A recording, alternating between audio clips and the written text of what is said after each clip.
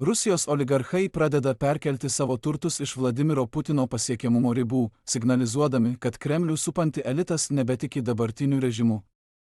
Keletas turtingiausių Rusijos verslininkų per pastaruosius metus perkelė milijardus dolerių į užsienį, vis dažniau rinkdamiesi kriptovaliutas, auksą, užsienio nekilnojamąjį turtą ir privačius investicinius fondus Persijos įlankoje. Kapitalo nutekėjimas, kuris nepatenka į oficialią statistiką, šiemet jau konservatyviai vertinamas dešimtimis milijardų dolerių, o vienas platus centrinio banko rodiklis parodė stulbinančius 250 milijardų JAV dolerių, palikusių Rusiją vien per pirmuosius karo metus. Naujausia banga kyla ne tik dėl sankcijų, bet ir dėl baimės, kad pats Kremlius gali konfiskuoti privatų turtą, grasindamas išmetimu pro langą. Nuo 2024 metų prokurorai suintensyvino konfiskacijas, taikydamiesi į turtingus Rusijos verslininkus, turinčius ryšių su užsieniu ir dvigubą pilietybę, nes jiems lengviau palikti šalį ir ieškoti prieglobsčio kitur. Ši baimė dar labiau sustiprėjo, kai Putinas pradėjo ieškoti ne visai savanoriškų įnašų savo karui Ukrainoje finansuoti. Uždarame susitikime kovo mėnesį milijardierius Suleimanas Kerimovas pasiūlė, kad verslininkai sumokėtų valstybei didelės sumas, kad paremtų karo pastangas ir sparčiai augančias valstybės išlaidas. Šią iniciatyvą Putinas palankiai įvertino, nes, savaime suprantama, jis ir buvo tikrasis šios idėjos autorius. Žinutė buvo aiški: turtai, sukaupti valdant šiam režimui, dabar gali būti atimti bet kada, kai valstybei prireiks pinigų.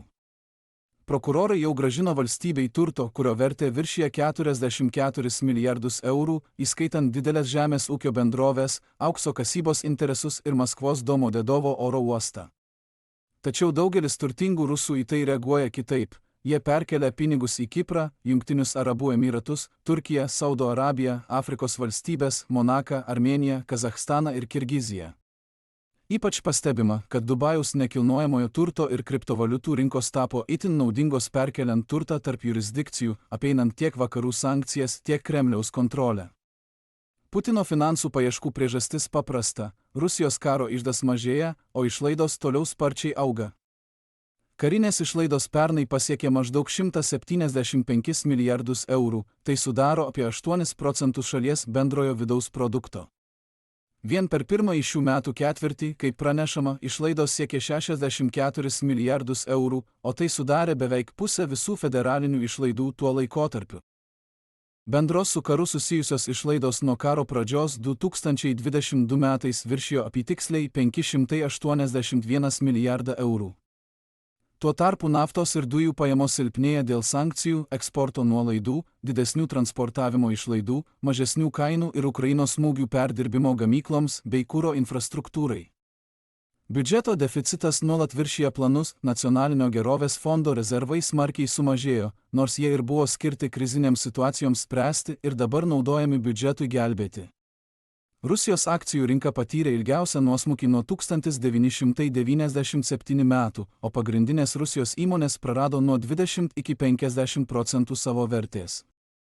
Net aukščiausi Rusijos vyriausybės pareigūnai supranta pavojų. Denisas Buksajevas, neseniai atleistas iš gamtinių išteklių viceministro pareigų, tą pačią dieną, kai buvo pašalintas, pabėgo į Jungtines Valstijas, bijodamas būti patrauktas baudžiamojon atsakomybėn už nesugebėjimą sumažinti gamtinių išteklių trūkumų jam pavaldžioje srityje.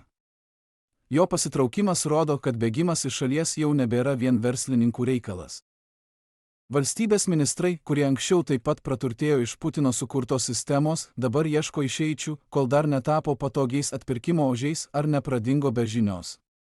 Nepaisant to, kad Putinas reikalauja visų šių nuolaidų, jis negali užtikrinti tinkamos apsaugos verslams, iš kurių tikisi karo finansavimo, o tai dar viena priežastis, kodėl pastaruoju metu daug turtingų žmonių nori palikti Rusiją. Internetinės prekybos milžinė Wildberries, po pakartotinių Ukrainos dronų atakų prieš jos logistikos centrus Rusijoje, dabar ieško sandėlių Kazachstane. Tai vyksta po to, kai jos atstovai taip pat bandė rasti pakaitinės vietas Rusijos viduje, tačiau nekilnojamojo turto savininkai nenorėjo pasirašyti nuomos sutarčių, nes bijo, kad į jų objektus gali būti nutaikyti Ukrainos smūgiai. Todėl Rusijos kapitalas bėga ne tik nuo mokesčių ir konfiskacijos, bet ir nuo fizinio sunaikinimo, visa tai dėl to, kad Putinas užsispyręs tęsia karą Ukrainoje. Apskritai, Rusijos oligarchai vis labiau įsitikina, kad lojalumas gali jiems kainuoti viską. Putinas reikalauja jų pinigų, negali apsaugoti jų verslų ir vadovauja ekonomikai, kuri grimzta į vis gilesnę krizę. Jų atsakymas – perkelti turtą ir save pačius, nes kiekvienas pervedimas į užsienį yra nepasitikėjimo Putino išlikimu ir Rusijos ekonominė ateitimi balsas.